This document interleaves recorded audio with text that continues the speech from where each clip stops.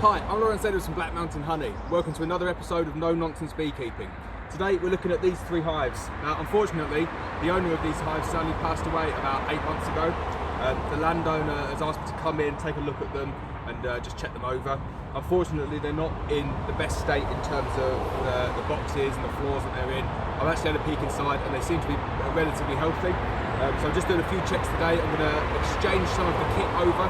So I'm going to give them each a poly roof because I like to keep them warm in the winter. I'm going to check to see if they've got enough food. I'm going to treat them for varroa. I'm going to change their floors over because there's a bit of kind of detritus on the floors. We're just going to kind of do a bit of a spring clean on them. It's a little bit early in the year to be going into the hives, but as these haven't been tended to for over 8 months, we really need to get in there and just kind of check that a few things are okay. Main ones being they've got enough food. If they haven't, we'll give them some fondant. Second one, we really need to get in there and do a varroa treatment. The varroa levels will be very, very high indeed, so we're going to get in there and do some sublimation. And then we just want to check that they're watertight, that they're stable, check that the stand's stable. We're just doing a bit of a kind of sanity check and making sure that they're in good condition. So I'll kit up and I'll get on with it. Right, so one of the first things to say when you're looking at someone else's hives and hives that haven't been treated for a good while is make sure you take as many precautions as possible. First precaution, smoke. You don't know how aggressive they're going to be, so get a good smoker on the go. Give them a good smoking and give yourself the best chance of kind of getting a good inspection in. The second one, and definitely more important than this, is be aware that there's potentially disease in there.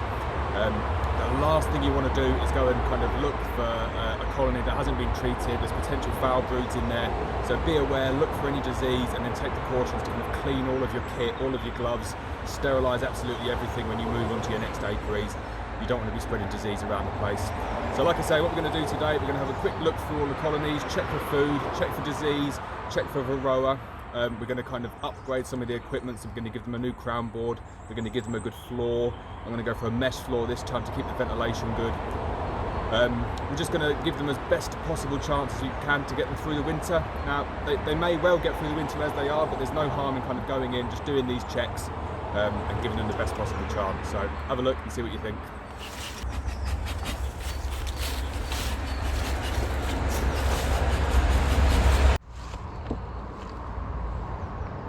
So as you can see, a lot of these roofs, they're quite old. They look in relatively good condition. What the old beekeeper's done here is he's put some insulation in, so that's actually really good to see. There's already some insulation in here, so that should have really helped the bees out. The next thing you can see is that we've actually got a super. So this one, the formation is you've got a brood box and then a super on top, and then a queen excluder on top of that. I'm just, for the time being, going to remove that in one go. And I'll give the bees just a gentle puff.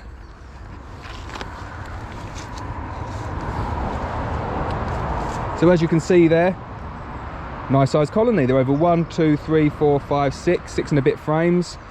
You've got a friendly little slug, we'll get rid of him. We're not going to start kind of looking in, we're just going to give it a little bit of a tilt and say, can actually lift that up and feel that there's a nice amount of stores in there. So what I'm going to do now, just to stop them flying around, is I'm going to take one of my homemade crown boards and I'm just going to pop that on top, because this is part of the process that we're going to do. So that's just going to keep them nice and quiet while I move on to check the next colonies. So as we'll go, we'll just move out all of the equipment that we don't want to use going forward. We'll pop that somewhere else, and just to kind of keep things a bit neat and tidy. Just a quick thing to say about this crown board that I make, and you'll probably be able to see this better on the GoPro. Do you know what I mean? We've got kind of batten around the edges here. That's enough to get some fondant in. We've got a removable cover like that. That will keep all of the bees down there if you want them to, and then we can remove it so they can access up and get fondant. The other side, there's a single bee space rim, so they can move freely over the top of the frames. It's important that you don't kind of build something that's going to squish them. So just a little bit of a heads up on what I've designed there. Pretty standard multi-purpose board. You can get them from a lot of the suppliers. I just build my own because they're quite cheap. Right, on to the next one then. Got an old crown board there, and then again I've got some insulation so I can hear them buzz in there, so I'm just going to get prepared, just give them a little puff just to keep them nice and gentle, and we'll have a look what we're dealing with. And there we go, that's a very nice colony indeed. So I won't take the queen excluder off, but you just have a look at that. That's probably over 7 or 8 frames, so a little bit stronger than the other one. And again, all we're going to do with that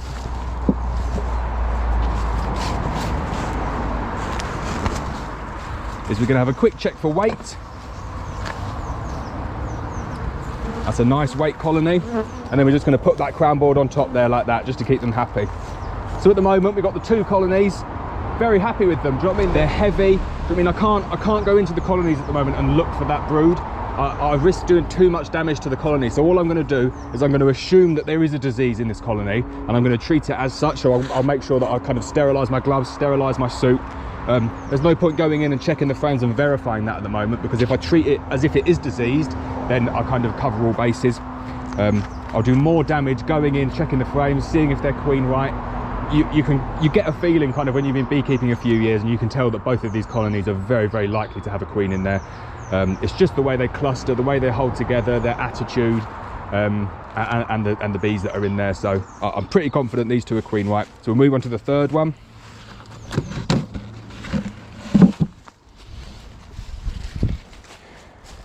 And again, we'll just have the smoker on hand. And again, there's some insulation in here. So I'm really glad like this beekeeper's actually put some insulation in his hives and realised kind of the value of putting the insulation in there. So we'll just get a bit of smoke. And again, very, very happy with that colony there. You can see they're nice. They're a very nice temperament. They're not flying up. We've got 1, 2, 3, 4, 5, 6, 7, 8. Over probably 7 or 8 frames again. So we'll just get that crown board. We'll pop that crown board on top. And I'm very happy with it. So we'll have a little bit of a clean up, move some of the equipment that we don't want. You can see the importance of having the smoker lit like this, you know what I mean? I showed you the video the other day about how to keep that smoker lit. It's very good, kind of thick white smoke, very good at calming the bees down. And you only need like 1 or 2 puffs. Like I probably wouldn't give my bees normally that amount of smoke, but because I don't know the nature of these bees, I give them kind of a little bit more, just to be on the safe side, just to make sure that kind of I don't get stung and people around here don't get stung. So we'll keep that one going, burning in the corner. And we'll move on to the next stage. Now the next stage is we're going to replace the floors. Yeah, so I'm pretty sure there's solid floors in there. If not, there's varroa floors with OMF floors with a tray in. I'm just going to change them over, give them a nice new clean floor. These are my underfloor entrances, and I know that these work very well. They stop kind of any wasp attacks, they stop mouse attacks, and they allow the bees to come in and out and do kind of really good flow. So if you get a look at that on the GoPro as well, these are my homemade floors. So I'll swap all of these over just to kind of give them a fresh floor for the season. I don't do this every year for every hive, but do you know what I mean, if it's new kind of a colony that I'm taking over, I'll just get them onto the same format as the rest of my hives, and then it's easier for me to work if they're all the same. So all I'm going to do for this is I'm going to try and move the brood box and the crown board over at the same time and just pop it on the new floor, and that's it. Simple as that. So as you can see, that was kind of minimal disruption to the bees. You can see the old floors that they were working on there. Just taking a look for some varroa. And yeah, there is a lot of varroa on this floor, so they really need a go at treating. I don't know how close up we can get with this GoPro, but even on just that floor there, you can see hundreds and hundreds of varroa. So it's good that we came in at this point. Another thing to mention about this floor is you can kind of see their activity. So if you're reluctant to go into your colonies over the winter, you can get a very good indication of what they're doing by looking at the floor. You can see these seams of wax cappings where they've been going through, uncapping their stores, eating it, and then the wax cappings fall down. So do you mean this shape here, as you'll be able to see on the GoPro, that is very indicative of the size of the cluster. So yeah, just another one. It's interesting to see these floors. He's got these kind of like little, don't really know what to call them. Like you can basically close up the hive for moving it around. I quite like that. Nice, neat design. So it's nice to know that the Beekeeper's design is kind of living on. I might adopt that and kind of try and work that into some of my own floors. So very nice. Right, so I'll move this floor off to one side along with the rest of the equipment. And then what's very important to do here is to make sure that you move the existing colony back into its location. The bees, they don't know to go back into their hive. All they know is to go back into the location where they're orientated to. That's very important. If you're moving hives, always put the hive back exactly where you found it. If you move it, do you know what I mean, 10 or 15 centimetres, that's not going to be a massive issue. There's a 3 feet or 3 mile rule, but when you've got colonies kind of in close, relatively close to each other here, try and get it back to exactly where you found it. So we'll carry on here. We're just going to swap out these other 2 floors, same as the last one. So we'll move it along so we've got enough space. Put a new floor down like that. Lift up the brood box, detach it from the old floor. Move it over. That's a very simple operation indeed. And again, we've done that kind of with a minimal amount, and it's very interesting to see the difference there in the floors. So if you kind of have a look at that on the GoPro, you can see how much smaller that cluster is. It's probably half the size of the other one, and a considerably cleaner floor. So maybe this floor was cleaned out, I'm not really sure. But it's interesting to see the differences. So again, make sure that that one goes back to the same place, and we'll move on to the next floor. And same as before, we'll just detach it from the floor.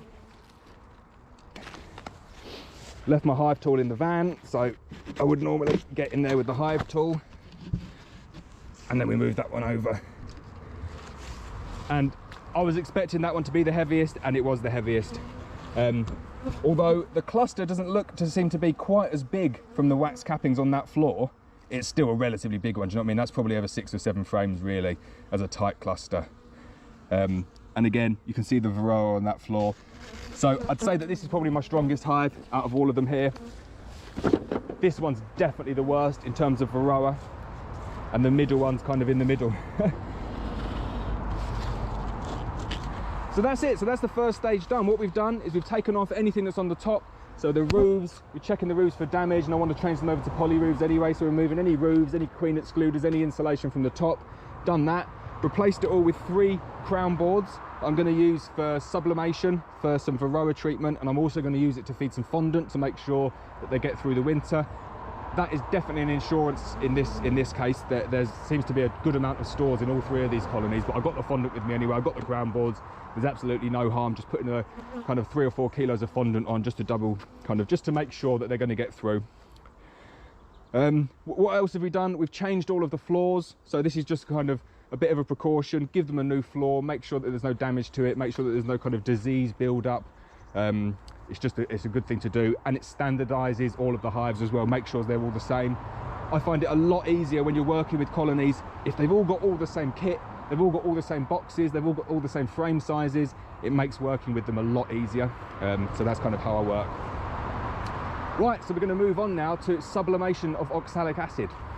Now this is very important indeed. Whenever you're sublimating any oxalic acid product, I'm using apibioxol today, you need to make sure that you take really adequate prevention for any kind of inhalation or contact with your skin. I'm using thick plastic gloves. I'm using a big full 3M face mask with the correct filters to stop any organic acidic vapor. It's a really nasty substance. You need to take absolutely every precaution to stop it getting into your lungs, or it can do real damage. So please take absolutely every precaution you can. It's a very dangerous product, but it's very effective at killing the varroa mites. Unfortunately, the GoPro's run out of battery. I've just got the generator on, trying to warm it up for the sublimation. I use a Sublimox device to do this. So yeah, like I say, the GoPro's run out of battery. What I'm going to do now is I'm going to sublimate all the colonies with apibioxol. The way that I've designed the crown board is that I can invert it now, and then I've got an entrance that I can poke the Sublimox in.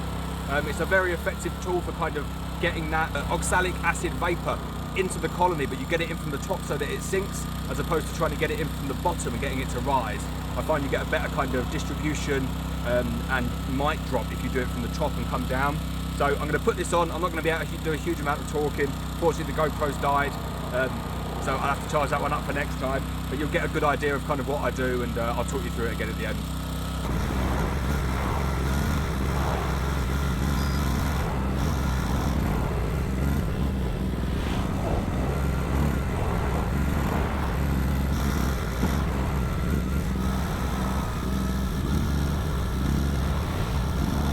Okay, so that's the oxalic sublimation complete. As you can see, that was very quick. The Sublimox, I think, is a really good tool to use. Used to use the Varrox, bit of a nightmare. Then I bought the Sublimox, I think it's absolutely great. I tried the gas vap, didn't get on with it at all. I know other people really rave quite a lot about that. I didn't like it. I didn't like the fact that the burner was unreliable. I didn't like the fact that I couldn't do it with normal plastic gloves. Numerous things I didn't like about it, but yeah. So I used the Sublimox, and I find that's a really good method for kind of treating colonies for varroa. I'll probably come back in 5 days, do it again. The way that you need to work it with the cycle is you do it 3 times over 5 days. So 3 times over 15 days, so 5 days, 5 days, 5 days. Normally you can get away with doing it once in the winter, but I think it's a bit too late now. There's probably brood in there. If there's any brood present, the varroa are capped within the brood, and then they'll come out. So all of the phoretic mites will die, i.e. the mites that are sitting on the bees. All of the ones that are sitting within the brood, they'll come out and they'll reproduce again. So I'll probably come back in 5 days, retreat them, and then monitor the drops and see how we go. Take it from there. So we're getting on now, even though the GoPro's still broken. We've got 3 colonies. They've all got their crown boards on, so they're multi-purpose crown boards. They've all got new floors. We've checked them, they're alive. We've checked them for stores. They're good for stores, but we're going to put extra fondant on. We've treated them for varroa, and with a bit of a safety net. We're going to assume that there is foul brood disease in there, so we're going to be ultra cautious with all of our kit. We're going to clean our hive tools. Nice little sting in the face there. We're going to clean our hive tools, we're going to clean our gloves, we're going to sterilise absolutely everything and make sure that if there is a disease present, we kind of trap it. And we stop it kind of contaminating any of the other apiaries. That's very important. But it's nice to see, do you know what I mean? Like, it's sad, isn't it, when people pass away and they kind of leave things, and obviously no one else was here to kind of look after this guy's bees. So what I plan to do is I'm going to keep these 3 colonies here. They're going to remain where they are. They're still going to get the forage. The landowner's still going to get the honey.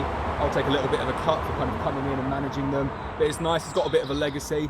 I won't requeen them. I'll give them all a chance. I'll see how they perform. But I mean, the fact that there was a super of honey on one of them, they're obviously kind of reasonably good. So as a bit of an ode to the beekeeper who was originally here, I'm going to keep them kind of as close to his bees as possible and not trying to come in and mess around too much. So on to the next task. I'm going to put the valve back on now, because when I open these up they're going to get angry. But all we're going to do is we're going to flip those crown boards back over now. The oxalic vapour will have settled down nicely. I'm going to take that central hole off, and then I'm going to pop a piece of fondant on top. Then I'll finish it off with a poly roof, and I'll ratchet it down, and that way I know that it's very secure. No wind's going to blow it over, and then I'll be happy to leave them alone. So we'll crack on with it, and I'll speak soon. Right, so as I said, all we're doing is we're going to remove that. The oxalic's died down now. We're going to flip that over. We're going to take a lovely piece of fondant. We're going to remove the plastic backing, and we're going to place that over the hole. And that's all we're doing. So we do the same with this one over here. We remove the insert. We flip it upside down. We take some plastic fondant, get rid of the leaves. We push that over the hole. We're just going to push it down just so they get the roof on. And the bees will come up and work that if they need to. They might not, but it's just an insurance policy.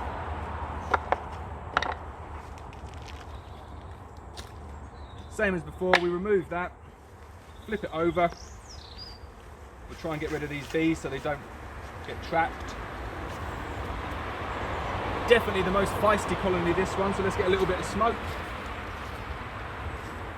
Be a good test to see if the smoke is still going, and it is, so we'll give them the smoke.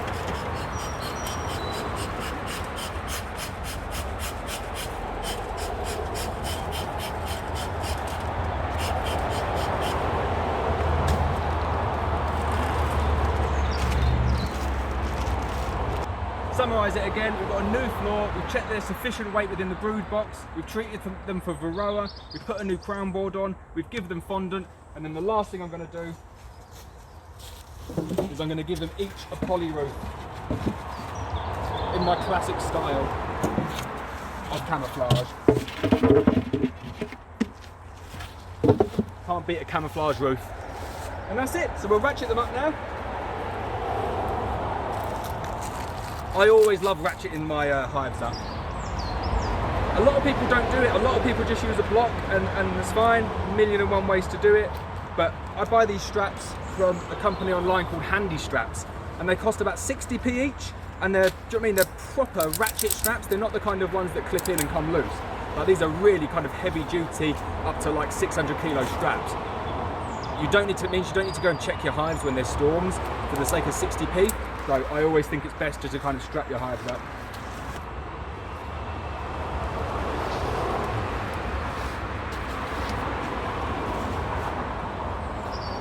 At this point, you want to check everything's nicely aligned. You don't want to start ratcheting it up and realise it's kind of off centre. So just make sure it's all aligned, and then just ratchet it down.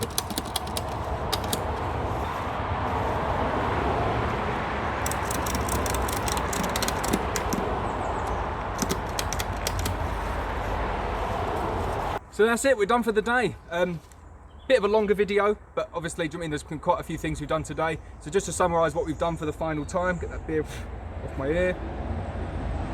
Just to summarise what we've done for the final time, we've changed the floors, we've checked the broods for stores, we've treated the whole hive for varroa using oxalic sublimation.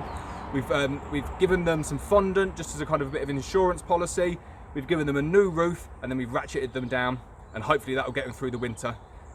So please, I really hope you're enjoying the videos. There's going to be plenty more videos like this as we come into the season and we start more and more with the bees. I mean, this is kind of a bit of a flavour of what you'll get to see. Really, is it'll be me managing the bees on a weekly basis. You'll be able to kind of see how they develop over the weeks, over the months, the kind of honey crop that they're getting. We'll have a look at the different pollens that they're bringing in. I mean, there's so many different videos that we can do. So stay tuned and kind of join us on the journey. I really hope you've enjoyed the video today. Please hit the subscribe button in the corner, and we'll see you next time. Thank you.